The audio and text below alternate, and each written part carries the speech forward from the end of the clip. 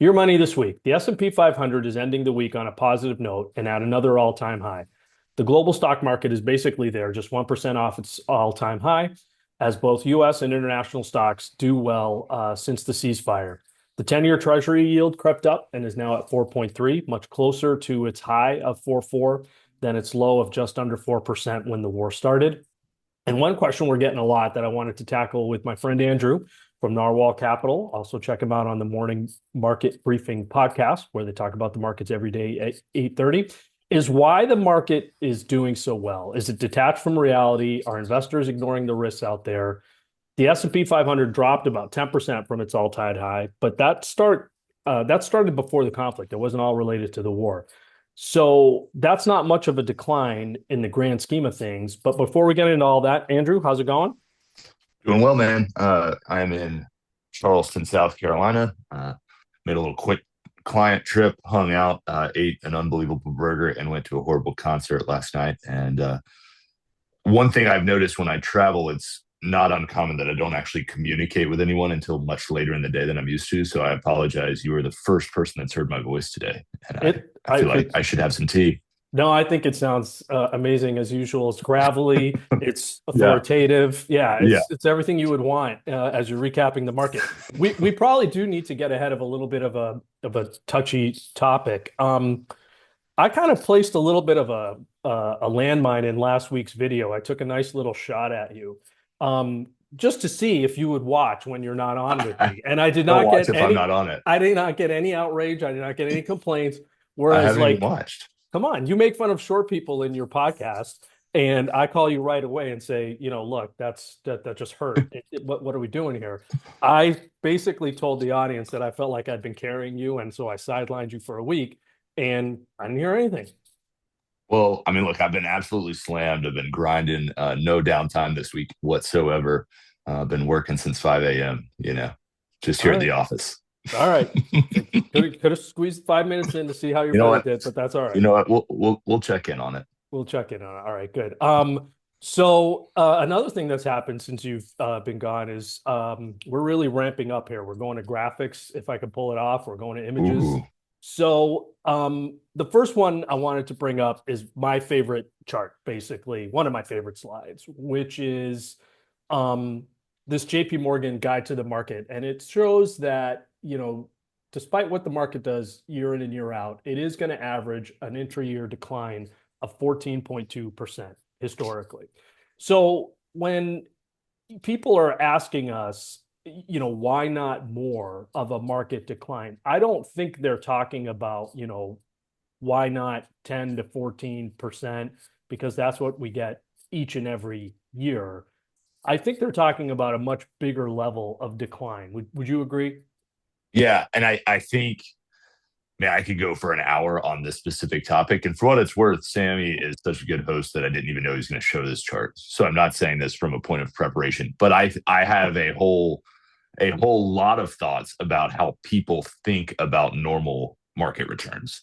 And I think you're exactly right. When people say why not more, they are anchoring to a very different number than a 10 to 14% decline. Yeah. So let's recap the risk quickly before kind of diving into whether investors are ignoring them, or are not kind of factoring in what could go wrong. So we have the war, obviously. We have oil prices elevated. We have gas prices, which would impact the U.S. consumer. Possibly higher food prices, while inflation is sticky and above the Fed's 2% target. Higher rates, which means I think the Fed is kind of hamstrung with the inflation story. Put the two together, not likely to be able to cut rates in this environment. Consumer sentiment is awful, but we've come to kind of shrug off those numbers for a while. Um, and I guess whatever pessimistic AI scenario you have, um, any other risks that you're seeing out there or that people are kind of adding to that pie? No, I think it's been interesting the last week or two to see, frankly, more of a return to AI concerns or Okay. AI opportunities, whatever it may be. The biggest thing I think I would caution anybody listening out there is there's so much interrelated behavior between these things. You open with a list of the war, oil prices, gas prices, food prices, inflation. It's like, well, or we could just say the war. Yeah, and well, that's a good point. it's Yeah, tack on effects, and that's you're not characterizing it inappropriately. yeah, But that's I a good think point. part of why the market's not down more is that people have kind of consolidated it to say, well, it's the war, and it's in the Middle East, and we'll see what happens, and nobody really knows. So let's just turn the page. Yeah, and I think the questions that we get do fact that's a great point. They do factor that in. Um, and so when you talk about it's the war, should we be concerned about higher gas prices impacting the consumer, which would, impact earnings? Should we be worried about rates being higher? Should we be worried about maybe inflation's not coming down and the rate and the Fed is stuck and can't cut rates? I would say no. Okay. I think when we think about inflation specifically, if ever in the last 5 years there has been a cause that might actually prove to be transitory, it would be the war. Um, but we continue to see a very favorable, I would argue, inflation picture to the extent that I think there are areas in which longer term, if we really get the production going the way we expect it to, that we would look from a bullish perspective. If that bullish scenario pays out, we might actually see some things that are deflating. I mean, I am not worried about inflation. Okay. I refuse to be worried about inflation, Sammy. I refuse. All That right. doesn't mean I shouldn't be, but I refuse to do it. Hey, you do you, buddy. That's why I have you on here. So what would how about rates? Where would the 10-year have to be? Because it is creeping up, Yep. and that does matter. Where would the 10-year have to be for you to, or not you necessarily, but the companies that you follow, the earnings calls that you're on, the investment conversations that you're having with your team, where do yields have to be before you start getting nervous?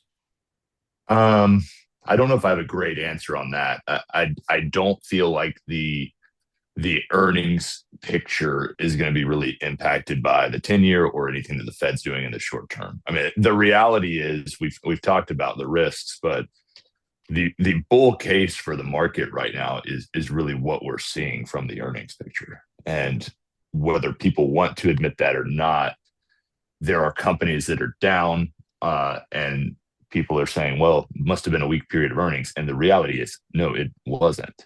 And there's actually been positive revisions to guidance. The general trajectory of underlying fundamental performance of these companies is positive. And I don't think anybody's really using that as an answer for why we're not down more. Um, Yeah, but and that I think you could at this particular moment actually argue, why aren't we up more? And well, I don't that just blew my mind. Maybe we could talk about that one next week. But the reason why, besides the fact that we're such good friends and respect each other's opinions, the reason why I think this is a good combo is because I'm more representing an asset allocation point of investing approach, and you guys are your firm Narwhal is picking individual securities, stocks, bonds. So, I've seen that S&P corporate earnings, I believe from companies have reported 80% have beat estimates and there's a lot of upward revisions. And I think the stock market is driven by earnings. So I wanted to ask you, are you guys seeing that when you're listening to these earnings calls and digging into the numbers? Yeah. I'm hesitant always to say anything is across the board, as you well know, Yep. and I think that's difficult whether you're allocating kind of across sectors or specific markets or picking individual stocks. I want to make sure no one interprets this as a complete assessment of the market. Yep. But thematically, the positive revisions certainly seem to be kind of the base case for more companies than not. And what's interesting to me is things that remain top of mind to economists, inflation, et cetera, aren't really being mentioned in these earnings reports. Things that are very concerning to individuals, things like AI, oftentimes less mentioned than you would expect in some of these calls. And Right. so I think, and I don't think that's people hiding from the truth. I think it's people coming out, companies coming out and saying, hey, we beat expectation. Let's go ahead and bump it up a little more moving forward. So we've seen low volumes in this rally. Do you care about volumes, winner loser ratios, moving averages? Does that impact your view of markets at all? Not really. We certainly pay attention a others in the office more so than me, but we certainly pay attention to kind of the more technical aspects of daily trading, just to be aware. I think there's value in knowing how other people are trading and what other people are looking at, even if it's not core to your investment thesis or philosophy. But we have pay attention to it a little bit, but it's not influencing decisions. The stock pickers I've worked with before tend to use that information a little bit to determine when to maybe get in and out of positions, when it's a good time Mm-hmm. to make moves that they already wanted to make, Yeah. right? To improve Yeah. their trading outcomes. Yeah. I think there's an element there. I'll tell you the most useful thing for me at any given time, and this does not always mean we're right, but I mean, I really enjoy looking at the universe of stocks that we cover and seeing what percentage are undervalued. I mean, to me, when I think about our core competency and how we want to construct portfolios and how we want to actually build investments and build out positions, that's the indicator to me. And that's when I talk about, hey, maybe the market actually should be up more. That's kind of what I'm getting to, because as we're rewriting these companies, the percentage of them that are still attractive buys right now, we've got a lot more companies that we're looking at every day that are attractive than we had at the end of last year. Okay. Well, that's great. I think that is you basically flipped my question on its head, and I love that. That's why I bring you out here. So I'm about to blow your mind again because we got another second chart, and I just want to run through this one with you. I think this is a table, not a chart. Sometimes when I record these videos, I lose command of English language. So this is a Ed Yardeni chart and a table. I love referring to it, and it's basically S&P 500 bear market since 1928. So we'll maybe focus on down here since I've been alive. I know that you're like 52 years younger than I am, so just play along. But 1980, you had a 27% decline. 1987, 33%. 2000, 49. 57 in 2007, 2009. COVID was 34%. And we actually just 4 years ago now, 3.5 years ago, had a 25% decline as rates went up. So you look at all these environments. I mean, 80s, that was, I believe, Volcker hiking rates to an insane amount to, combat inflation, the likes we haven't seen since. And then this was the 87 crash. This was the tech wreck, basically, the bubble bursting on tech stocks. This was the great financial crisis. This was COVID. And this was rates jumping up, catching people unaware because of inflation. And so the question, I guess, is if these are the types of declines that people are worried that investors and the market are ignoring, do you see an environment like this, like any one of these, materializing? Yes and no. No, I don't see the signs of it, but that's probably why it's possible. Yeah. The reality is, there's plenty of people that might claim to have a pulse or predicted all of these things. But the reality is, I think back to, COVID specifically is perhaps my generation of professional investor is probably our formative growing period, and no one saw it coming. No one was sitting here in January or February saying, hey, look at this sell-off we're about to get in March, and here's why.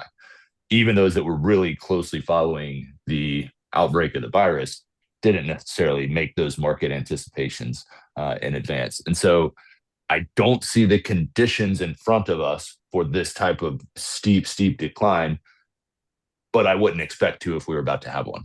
Yeah, they do happen. We're not going to call them. I would say going back 50 years, that's as long as I've been alive. There's been 6 of them, right? So they do happen. They're not very frequent. The 10 to 15% decline happens almost every year. But when you look at it, and I say this a lot, 75, 80% of market calendar years are positive, and years where the market's up, it's up high teens. Yes. So the base case is, and you don't answer the question this way when you get it, but when somebody, I'd love to maybe at some point with just a good friend try this out, who's also a client, and say, when they say, hey, how come the market's up so much? And it's like, well, I don't know. How come something that's up 80% of the time is up? Is just, that's what it does, right? What it does. But you risk A, looking like a simpleton, B, being obnoxious. And I guess I hope they don't watch this video now at this point. But anyway, that's what the market does. And it has occasional pullbacks, and then it has these every now and then. And you can dig into the fact that you tend to recover from these pretty quickly or quicker than you thought. But this is basically what a market does, how it performs, and it's possible that we're shrugging off some risks. I think if oil prices stay high and the consumer can be impacted, but that's also, to your point, stuff that everybody knows about. Yep.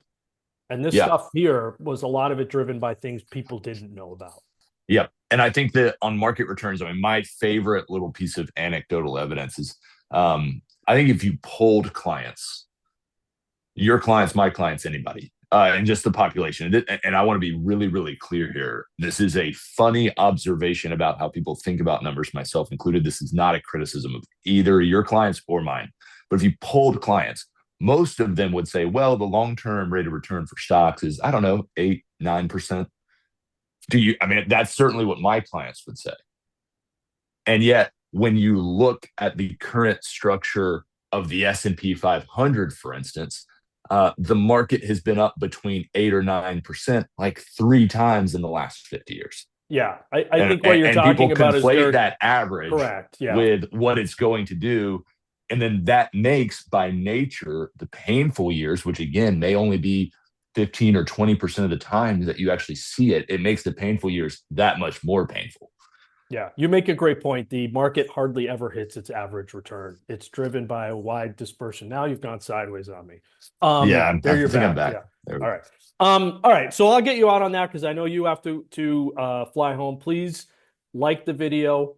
Watch the video if you're I'll Andrew watch and it. you're I'll not watch on this it. one. Come on, Andrew. Don't be so self-centered. Watch it, like it, subscribe to the channel so that others can see me and Andrew complaining about the lack of support from each other and diving into market news. Thanks, buddy. Thanks, Sammy. Have a great weekend. You too, man.